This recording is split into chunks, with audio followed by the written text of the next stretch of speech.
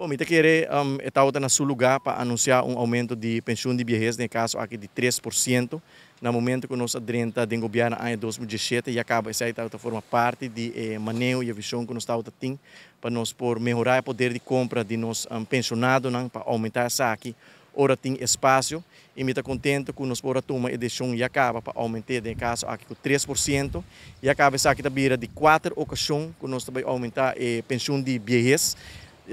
Nós aumentei na 2018, na 2020, na 2023 e entrante 1 de janeiro de 2024 nós voltamos a aumentar essa aqui.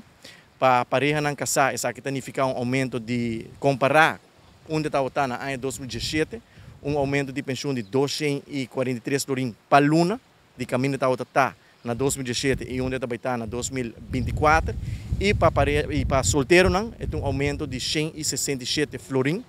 E é aumento aqui também danke na crescimento de turismo, que está traduzido mesmo de um crescimento econômico, que está traduzido mesmo no seu turno de uma estabilidade de fundo de segurança social, que ainda tem um espaço para permitir um aumento responsável também, para que o aumento mesmo está responsável para nós garantizar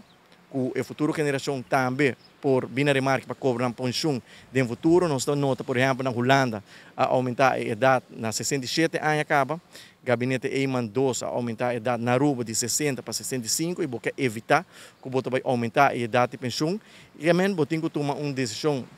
responsável, ora está permitir para o fundo também, no caso aqui, tem um espaço para nós por melhorar o poder de compra de pensionado e me está contente que acaba para de 4 ocasiões o governo aqui de assinatura de MEP está aumentando a pensão de viejez também com seguro, uma notícia sumamente positiva para nós pensionados, para sobre não está um grupo vulnerável dentro da nossa comunidade, fator externo tem influência sobre o poder de compra na Aruba, não está um grupo que está afetar para o fator externo aqui e nossa obrigação e tarefa como governo está para onde tem espaço melhorar o poder de compra de nossos cidadãos, especialmente nos pensionados.